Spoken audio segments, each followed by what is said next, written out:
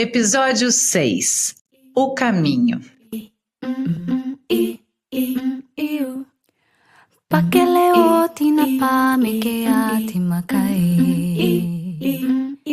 Olha, eu adoro uma rotina. Saber que horas eu acordo, almoço, janto e vou dormir. Nesse meio tempo, saber quando eu vou fazer atividade física ou preparar a comida dos filhos. Quando vou ajudar na lição de casa e o tanto que é possível trabalhar sem me deixar engolir pelas obrigações. Eu adoro uma rotina porque a agenda funciona como uma moldura para o meu dia. E assim ele ganha espaço suficiente para os momentos em que eu quero pintar e bordar ao meu bel prazer. Rotina para mim é sinônimo de saúde mental. Acredito que só com essa ordem seja possível inusitar, por mais paradoxal que isso possa parecer. E como é bom poder ser pega desprevenida no fim da tarde por um pôr do sol de arrepiar. E aí me permitir gastar o tempo que der na telha só para contemplar. A gente até entende porque tem gente que aplaude, não é? Ou então, fazer feira e escolher cada fruta e vegetal com cuidado, sem culpa, por, entre aspas, perder esse tempo. Ou mesmo não precisar agendar a hora para namorar. Com o resto do dia planejado, sobra tempo para deitar e rolar. Quando a casa está na mesma toada, tudo flui. E assim a gente fica mais conectado até para lidar com eventuais imprevistos. Porque afinal, rotina não é script. E a flexibilidade para encarar mudanças é algo que a gente também aprende rotineiramente. Mas o que me deu esse senso de necessidade de rotina, aliada à intenção, propósito e disciplina, foi o conhecimento de uma filosofia. Mais que isso, uma medicina milenar. Os princípios do Ayurveda, a medicina indiana que data de 5.000 anos atrás, mudaram minha vida depois que eu me aprofundei no assunto, graças àquela tal epifania do primeiro episódio, lembram? E o melhor, são princípios que, em vez de restringir e aprisionar, libertam. Nada que pareça uma cartilha ou um manual intransigente. A partir dos ensinamentos ayurvédicos, é possível desenvolver a rotina que mais lhe couber, ainda que seja uma não rotina. Hoje eu vou me aprofundar num papo com um único brasileiro formado em medicina ayurvédica na Índia, o Matheus Macedo, para ele nos abastecer de ideias e dicas baseadas no Ayurveda, para uma vida menos conectada online e mais conectada com o que de fato interessa: corpo, mente e espírito. Seja você espiritualizado ou cético. Bora para mais um capítulo Sem Vergonha, minha gente!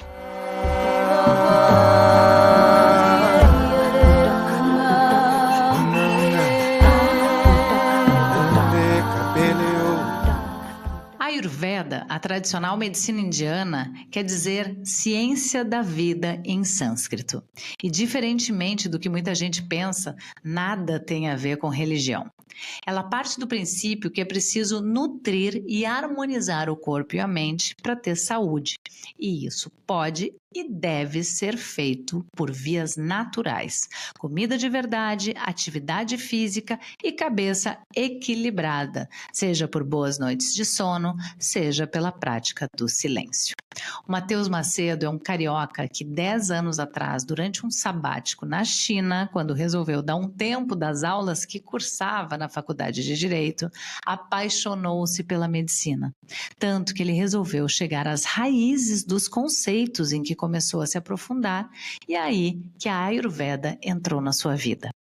Ele voltou ao Brasil, terminou a faculdade e aí se mandou de novo para a Ásia, dessa vez para a Índia, matriculado no curso de Medicina e Cirurgia Ayurvédica. Aprendeu sânscrito para se dedicar às aulas, de onde saiu 5 anos depois, formado. Diretamente da Índia, o Matheus, que está lá de volta fazendo mestrado e residência num hospital ayurvédico, conversou com Sem Vergonha. Eu comecei perguntando para ele sobre isso de andarmos sentindo tão pouco, apesar de o caos ao redor nunca ter sido tão imenso. Eu acho que o elemento de estar desensibilizado é das coisas mais dramáticas que eu vejo. Tem métricas diferentes, né, que falam sobre esse fenômeno, mas é sempre alguma coisa no tom de um ser humano hoje em dia, ele é exposto em 24 horas a mais informação do que um ser humano recebia em um ano há 100 anos atrás ou há 80 anos atrás. Né? A gente tem uma quantidade, né, um volume de informação tão grande que chega até a gente que a gente não tem capacidade de absorver. E o ser humano não é feito, a gente não evoluiu, pelo menos ainda, para conseguir lidar com esse nível de informação. Então olha que interessante, né? O nosso corpo ele tem um monte de sistemas para não deixar a gente sofrer por excesso de estímulo. Você com certeza já passou por isso, você está numa boate com um som muito alto, o que o seu corpo ele faz? A gente tem 3 ossículos dentro do nosso ouvido interno com músculos que separam, né, protegem a sua membrana timpânica, o seu tímpano ele fica mais resiliente para diminuir o som.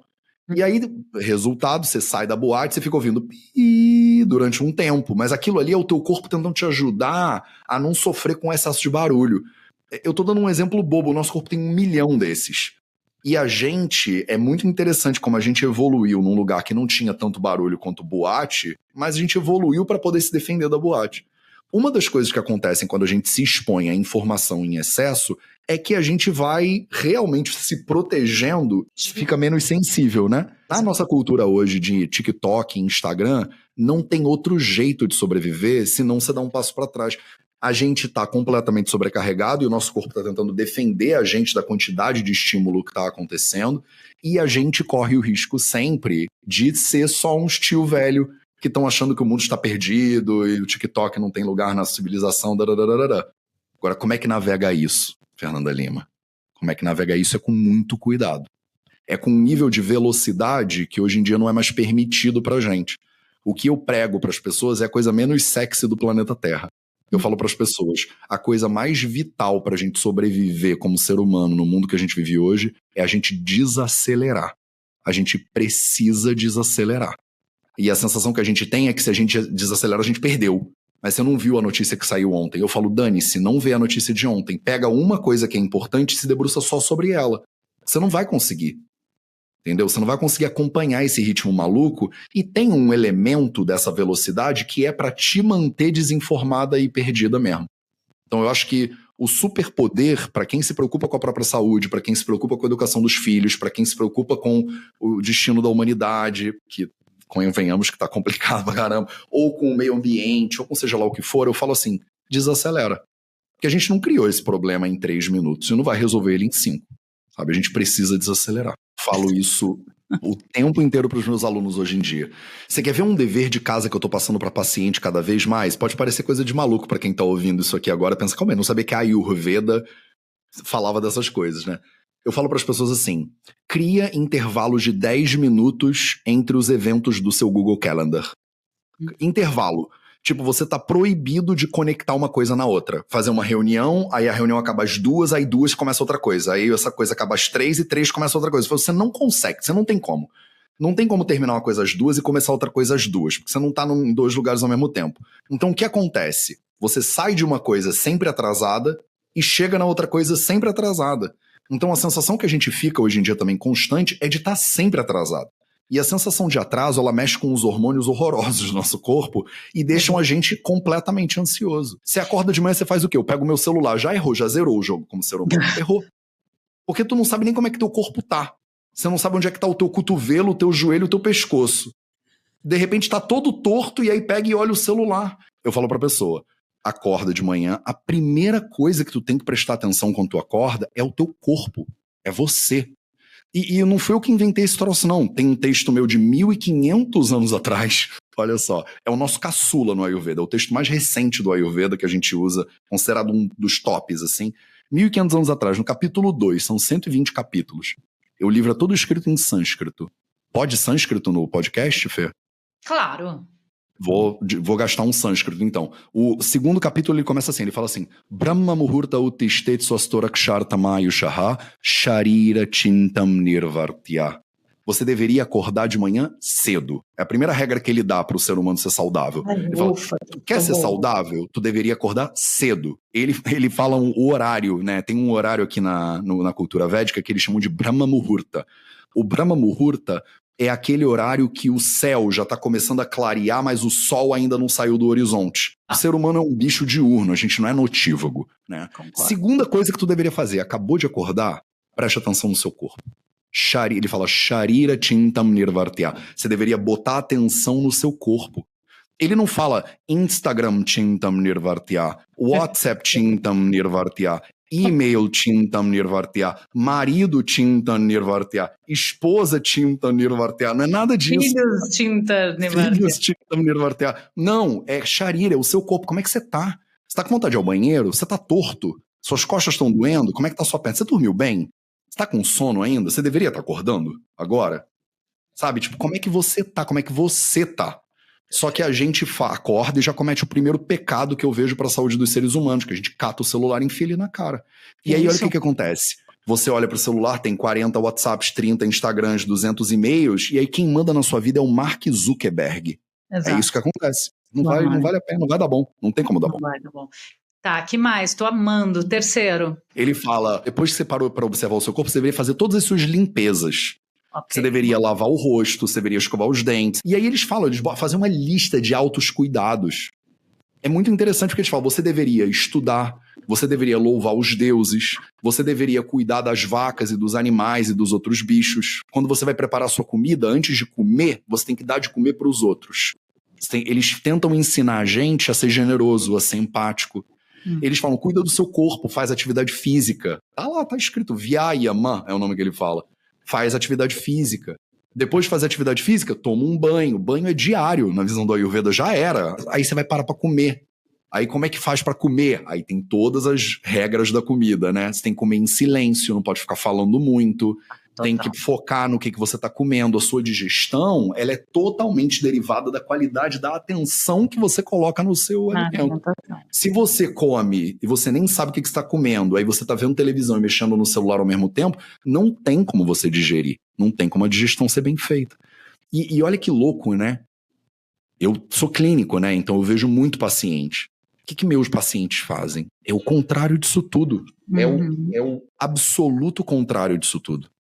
As pessoas, elas acordam de manhã com uma sensação de que elas estão totalmente atrasadas, mas se você acabou de dormir, aí você acordou, você deveria estar descansado, porque dormir é a atividade que descansa.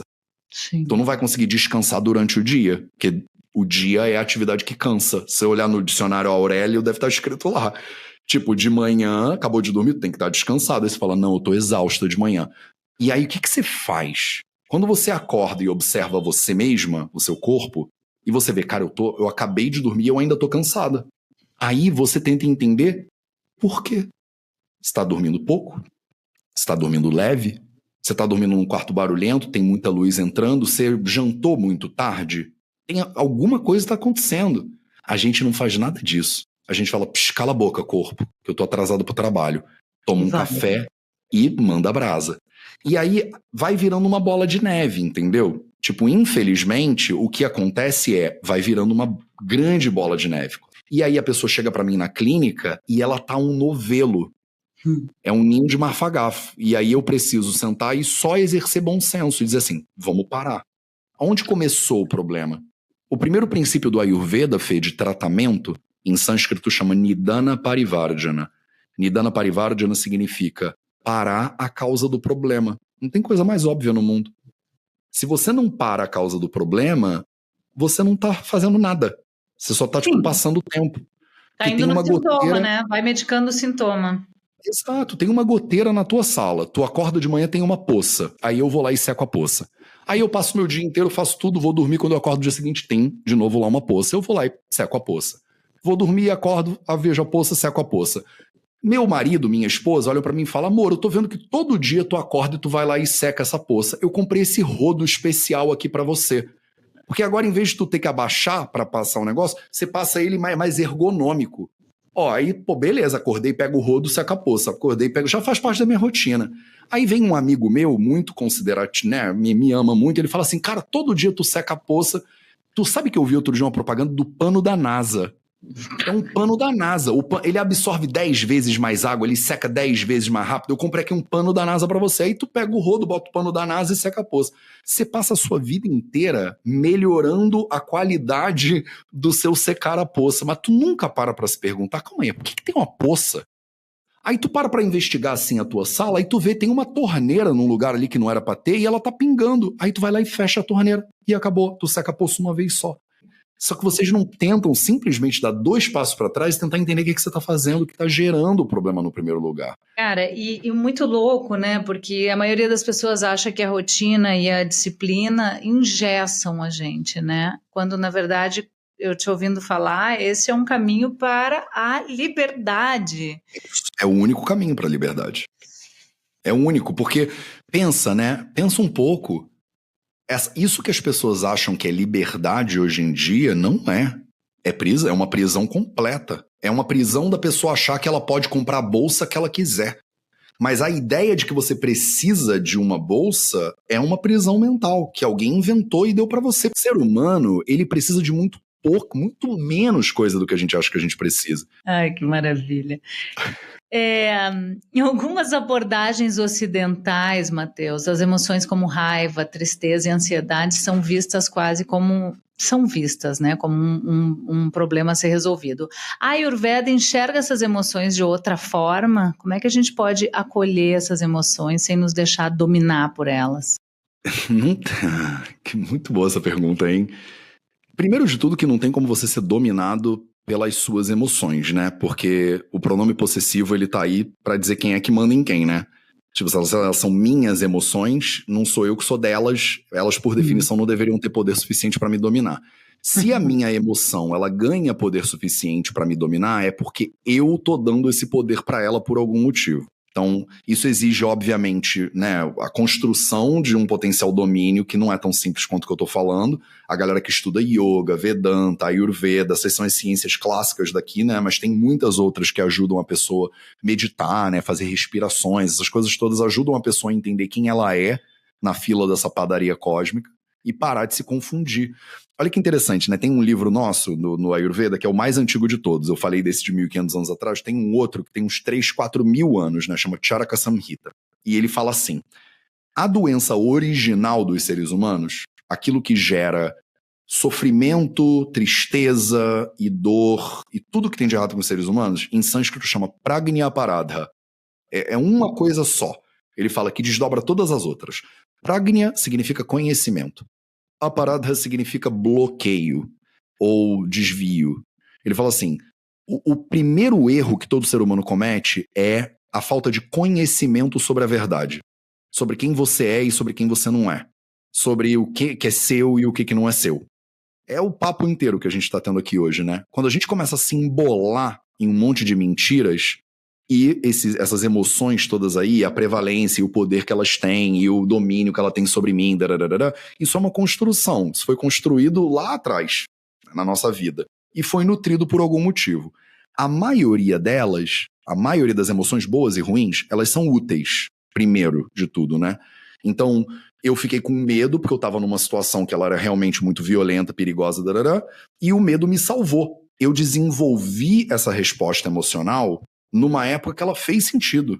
Ela tinha um propósito. Eu era pequenininho, o mundo era muito grande, os adultos eram perigosos, e agora eu sou um adulto perigoso. Eu não preciso mais ter medo da minha sombra. Eu preciso atualizar o conhecimento, porque esse medo, ele tá velho.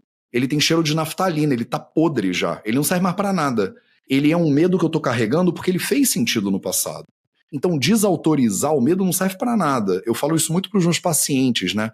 Tipo, se você tem uma emoção que ela não é gostosa, não desautoriza ela, só bota ela na mesa e usa um pouquinho de bom senso pra entender. Porque eu acho que eu tenho medo do escuro. Não, tu não tem medo do escuro. Tu teve medo do escuro, foi útil pra você. E aí você agarrou naquilo e tu não parou pra soltar ainda só porque você não parou pra olhar, porque não dá tempo, porque a gente tá atrasado, embolado, aquela história do início do papo de hoje. E assim, olha que problema, né? Tudo, Fê. Tudo que você não ganha consciência na sua vida, porque o Ayurveda é uma busca de consciência, né, na verdade, no final das contas, sobre a tua saúde, a tua longevidade, o teu bem-estar. Tudo que você não ganha consciência vai pra academia do seu subconsciente e malha, e fica forte. E daqui a pouco, pode contar, daqui a pouco vai voltar pra te morder. Você tem medo, tem o trauma, tem não sei o que lá, não sei o que lá. Eu falo, vai pra academia do teu subconsciente e vai ficar fazendo uma musculação lá. Quando tu olhar para aquele troço de novo, ele vai estar mais forte. Você tá alimentando. Bota para respirar. Bota aqui na mesa. Vamos conversar sobre isso. Vai fazer terapia, vai fazer yoga, vai fazer ayurveda. Você tem que olhar para essas coisas primeiro. Faz todo sentido. Você me falou da sua rotina e não vi você falar da meditação. Então, eu comecei a meditar com 15 anos, né, formalmente, de sentar, cruzar a perninha, aquela coisa, né. Eu amo o processo, né, de ficar em silêncio, de simplesmente fechar o olho e ficar quieto, né, porque é uma contemplação de quem você é de verdade que é muito gostosa. Eu falei isso brincando para provocar meus alunos e alunas e dizer assim, quantas coisas vocês também fazem que vocês acham que se você não fizer parece que o sol não vai nascer no dia seguinte? E é muito lindo, pelo menos na minha vida, ao longo da minha vida tem sido muito lindo, abrir mão das coisas e falar assim, não vou fazer essa parada, vamos ver o que acontece. Aí não acontece nada. Aí eu falo, tá bom, agora vamos lidar com a crise de importância que eu acabei de ter agora, porque eu achava que eu era muito importante. E se eu não fazer isso não faz diferença nenhuma, significa que eu não sou importante e não faço diferença nenhuma? Então tá, vamos acessar esse negócio aí.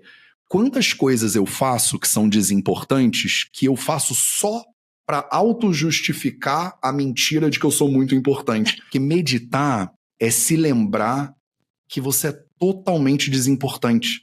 Total. Desimportante não no sentido que você não tem nenhum valor, mas desimportante no sentido que você não tem mais valor do que nada. Porque você é uma fagulha do infinito. Você tá querendo provar o quê pra quem, filho? Você já é o negócio que você tem que ser. É só você parar de tentar e você ser.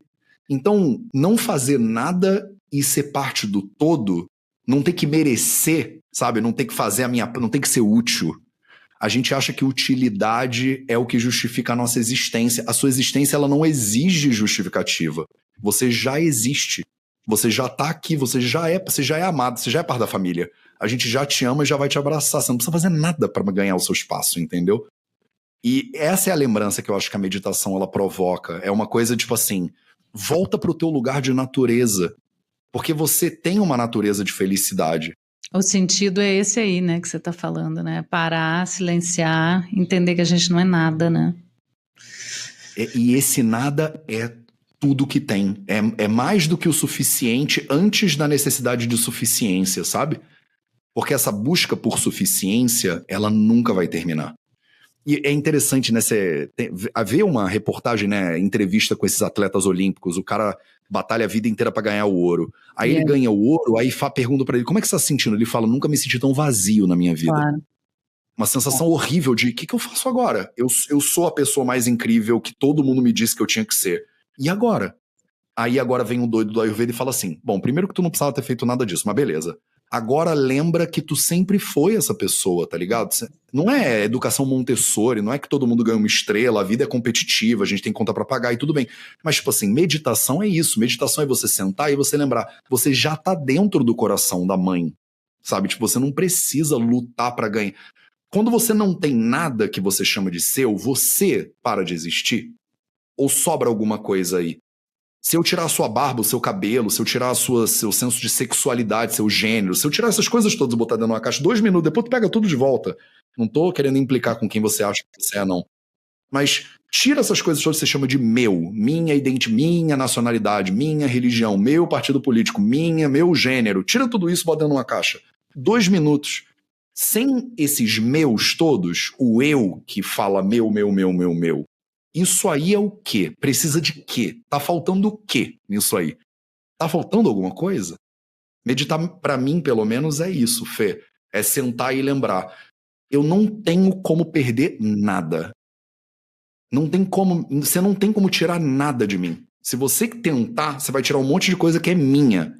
Mas você não tem como me tirar eu. Essa é que é a real. Você pode roubar meu microfone, meu computador, toda a minha identidade, me levar da Índia. Eu continuo sendo eu. Não tem como você mexer. Ai, Matheus, eu te amo, Matheus. É maravilhoso. Fernanda Lima, eu também, cara. Coisa eu também mais te amo, eu querida. adoro. A gente fica 3 anos pra se falar, mas quando se fala é sempre tão bom. O Matheus, então, ele é um doador de bom senso. E ele fala todos os sábados. Conta aí um pouco pra gente que quiser te ouvir, te seguir. Sábado, 8 horas da manhã, sempre sai um vídeo novo no meu canal do YouTube.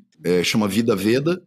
Se você botar Matheus Macedo no Google, você me acha em todas as coisas. Meu Deus, vem 1 trilhão de vídeos. Eu acredito que viver é servir. Não servir os outros deixa um vazio muito grande na existência, porque você não tem como comprar todos os carros do mundo e todos os relógios do mundo e todos os não sei o que lá do mundo, vai ficar tapando um vazio, entendeu? Que só se preenche com serviço, com atitude de serviço. Ai, tamo junto, Matheus. Pois é. Esse turbilhão de estímulos nos obriga mais do que nunca a desacelerar. Só assim, como o Ayurveda ensina, é possível se reconectar com o que importa. E o Matheus trouxe reflexões preciosas sobre como a gente tem se tornado cada vez mais insensível a gente mesmo e ao mundo ao redor. Mas e quando, em vez de se fechar para não sentir, a gente sente tanto que o afeto transborda e se transforma em ressentimento, raiva e ódio? Então, no próximo episódio, a gente vai olhar para isso, que deixou de ser apenas uma emoção individual para se tornar um fenômeno coletivo. Afinal, por que o ódio virou combustível? E o que significa sentir tanto a ponto de não sobrar espaço para mais nada? Na terça-feira que vem, volta aqui para descobrir. Sem vergonha. Tchau!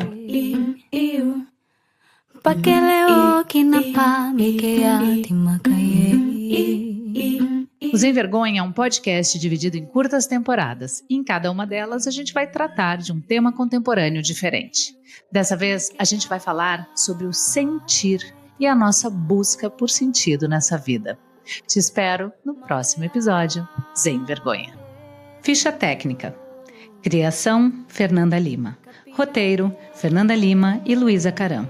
Coordenação de roteiro, Bruna Bopp. Coordenação geral, Mel Mesquita. Assistência, Meire Beck. Produção, Bruno Porto e Raquel Alves. Música original, Lena Barrulli. Edição e sonorização, Igor Amorim.